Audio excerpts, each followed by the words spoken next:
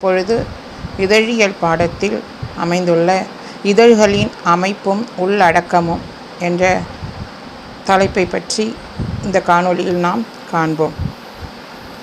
முதலில் இதழ்களின் அமைப்பும் உள்ளடக்கமும். இதழ்களின் வகைகளே அவற்றின் அமைப்பையும் உள்ளடக்கத்தையும் தீர்மானிக்கின்றன.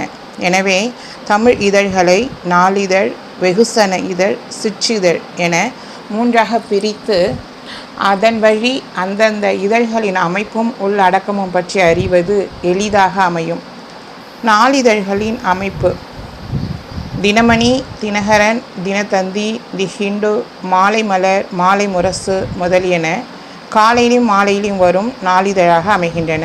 எனவே இவ்விதழ்களின் அமைப்பு அல்லது வடிவம் இதழ்கள் உருவாக்கத்தில் முக்கிய இடம் வகிக்கின்றன. எடுத்துக்காட்டாக தினத்தந்தி, தினமணி, மாலை மலர், தினகரன், தி ஹிண்டு அவற்றினுடைய அமைப்பை நாம் உற்று கவனிக்க வேண்டும். நாளிதழ்களின் அமைப்பு என்பதை அதன் அளவு, பக்கம், விலை முதலியன கட்டமைக்கின்றன. பெரிய அளவில் இருப்பதோடு முதல் பக்கமே தலையாயதாக விளங்குகிறது. மேலும் இதழினுடைய பெயர், தேதி, விலை முதலியனவும் அமைப்பிற்கு வலு சேர்ப்பனவாக அமைகின்றன. நாளிதழின் உள்ளடக்கம். நாளிதழின் உள்ளடக்கமும் வார, மாத இதழ்களின் உள்ளடக்கமும் வேறானவையாக அமைகின்றன. மேலும் நாளிதழில் வலப்பக்கம், இடப்புறம் செய்தி முக்கியமானதாகவும் பணம் அதிகம் தரும் செய்தியாகவும் அமைகின்றது. இன்னும் தெளிவாக அறிய வேண்டுமானால் நாளிதழின் உள்ளடக்கத்தை கீழ்காணுமாறு சொல்லலாம். அதாவது செய்தியின் முன்னுரை, செய்தியின் தலைப்பு, தலைப்பின் வகைகள், தலைப்பெழுத்து வகைகள், தலைப்பின் பயன்கள் மற்றும் சில. அவற்றில் செய்தியின் முன்னுரையை முதலில் காண்போம். செய்தி இதழ்களில் இடம்பெறும் செய்திகள் அனைத்தையும் அனைவரும் படித்துவிட முடியாது.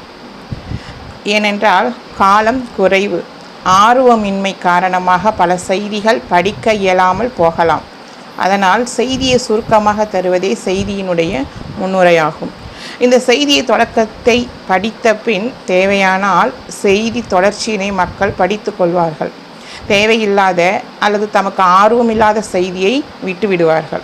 இங்கனம் தேர்வு செய்வதற்கு தலைப்புக்கு பின் இந்த முன் செய்தியே ஈர்ப்பு சக்தியாக உள்ளது. ஆகையால் நாம் முதலில் தலைப்பு செய்தியை மிகவும் ஆர்வமுடையதாகவும் அனைவரும் ஈர்ப்புடன் படிக்கக்கூடியதாகவும் அமைத்திட வேண்டும். செய்தியினுடைய தலைப்பு. உடலுக்கு தலை எவ்வாறு முக்கியமானதாக விளங்குகின்றதோ அதைப்போல் செய்தி பகுதிக்கு தலைப்பு மிக முக்கியமானதாகும். எந்திரம் போல் வேகமாக செயல்படும் மக்கள் வேகத்திடையே இந்த தலைப்புகள் மட்டும் படிக்கக்கூடியவர்களுக்கு இது மிக்க பயனுடையது. ஏனென்றால் 20 பக்கம் 25 பக்கங்கள் கொண்ட செய்தித்தாளை அவ்வளவு பொறுமையாக உட்காந்து இப்போ இருக்கக்கூடிய சூழ்நிலையில் யாரும் படிப்பது கிடையாது. அந்த செய்தியினுடைய தலைப்பை படித்து அது செய்தியின் தலைப்பு மக்களை ஈர்த்தால் சரி உள்ளே இருக்கக்கூடிய செய்தியை படிக்கலாம் என்று அவர்களே ஆர்வப்பட்டு படிக்கக்கூடியவர்களாக இருப்பார்கள். ஆகையினால்தான் செய்தியின் தலைப்பு மிக மிக முக்கியம். இது துல்லியமானதாகவும் ஆர்வமூட்டக்கூடியதாகவும் விறுவிறுப்பானதாகவும் இருக்க வேண்டும் என்கின்றனர். தலைப்பினுடைய வகைகள். ஒரு தலைப்பை நம்ம எந்தெந்த வகையிலெல்லாம் தலைப்பு வைக்கலாம், தலைப்பினுடைய வடிவம் இருக்கலாம் என்று குறிப்பிடுகின்றனர்.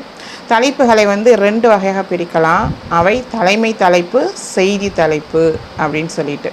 தலைமை தலைப்பு அப்படின்னு சொல்லும் பொழுது அரசியல் மாற்றம், போர், இயற்கை நிகழ்வு, பெரிய விபத்துகள், திடீர் திருப்பங்கள், அரசின் புதிய திட்டங்கள், உடன்படிக்கைகள், அமைச்சர்களின் வெளிநாட்டு பயணங்கள் இவை பற்றியதாக அமையும். இதுதான் தலைமை தலைப்பு அப்படின்னு சொல்கிறாங்க. மேற்கூறியவற்றிற்கு அடுத்தபடியாக அமையும் செய்திகளின் தலைப்புகளை நாம் செய்தி தலைப்பு என்கின்றோம். இன்னும் ஒவ்வொரு ஜானல்லையும் ஒவ்வொரு மாதிரியான தலைப்புகளை கொடுத்துருப்பாங்க. தலைப்பின் பாகுபாடுகள். தலைப்பு வகைகளை பலரும் பல்வேறு விதமாக பாகுபடுத்துகின்றனர். அவற்றுள் முக்கியமான சிலவற்றை மட்டும் நாம் காணலாம். நெற்றி தலைப்பு, டாபிக் ஹெட்லைன்ஸ், அதாவது சிறப்பு தலைப்பிற்கு மேல் சிறிய எழுத்துகளாலும் அடிக்கோடிட்டும் அமைவதே நெற்றி தலைப்பு எனப்படும். எடுத்துக்காட்டாக நேருவும் சூயன்லாயும் 1 மணி நேரம் பேச்சு அமைதி நடவடிக்கை தொடரும் அப்படின்னு சொல்லி அதில் கொடுத்துருக்காங்க. இடைநிலை தலைப்பு, அதாவது கிராஸ் லைன். பக்க அமைப்பில் உள்ள பத்திகளில் பல பத்திகளை அடைத்து கொண்டு ஒரே தொடரில் இடைநிலையில் அமைவது தான் இடைநிலை தலைப்பு அப்படின்னு கொடுத்துருக்காங்க. அதுக்கு ஒரு எடுத்துக்காட்டு தலைப்பையும் கொடுத்துருக்காங்க. நம்ம அதை கவனித்து பார்த்தா நல்லா தெரியும். அடுத்தது முழு பக்க இடைநிலை தலைப்பு.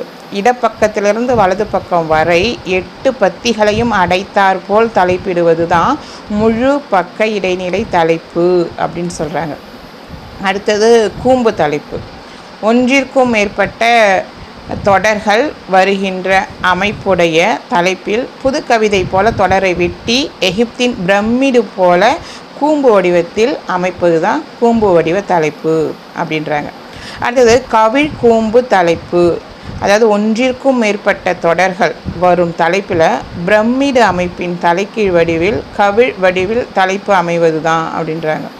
அடுத்தது சிறு தொடர் மேல் தலைப்பு. தலைப்பிற்கு மேல் சிறிய தொடராக சிறு தலைப்பு அமைவது சிறு தொடர் மேல் தலைப்பாகும்.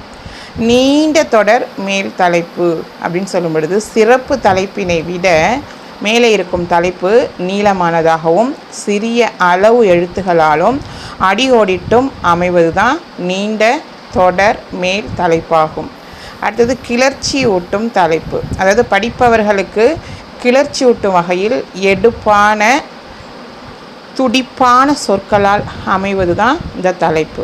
அடுத்தது பரபரப்பூட்டும் தலைப்பு. படிப்பவர்கள் பரபரப்புடன் செய்தியை புரட்டி படிக்க தூண்டும் வகையில் அமையும் தலைப்பு.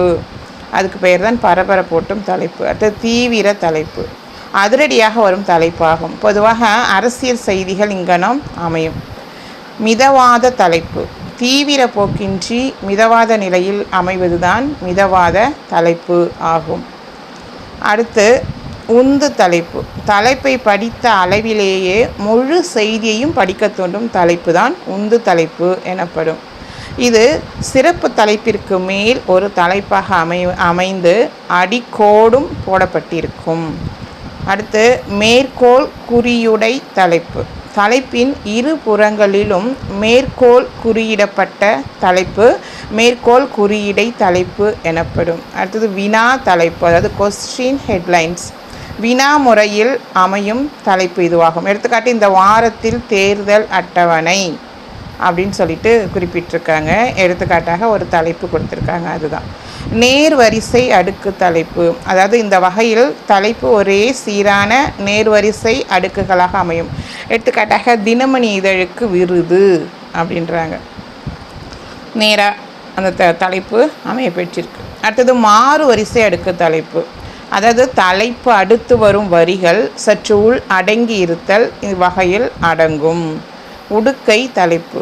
இதில் உடுக்கை வடிவத்தில் தலைப்பு ஒரு வரி உள் அடங்கியும் முன்பின் உள்ள வரிகள் சற்று முன்னால் தொடங்குவனவாகவும் அமையும். தலைப்பு எழுத்தின் வகை. மேற்கூறிய தலைப்புகள் செய்திகளை வாசிக்கும் ஆவலை ஊட்டுகின்றன. அத்துடன் இவை அச்சடிக்கப்படும் எழுத்தின் அளவும் செய்தித்தாள் வாசிப்பில் விற்பனையில் முக்கிய இடம் பெறுகின்றன. மிக பெரிய எழுத்துக்களில் வரும் தலைப்புகளும் உண்டு. தினத்தந்தி, மாலை முரசு, மாலை மலர் இவற்றில் இத்தகைய மிகப்பெரிய எழுத்துக்களை காண முடியும். செய்தியின் முக்கியத்துவமும் எழுத்தின் அளவை நிர்ணயம் செய்கின்றன. இதுதான் செய்தி இதழ்களினுடைய அமைப்பும் உள்ளடக்கமும் ஆகும்.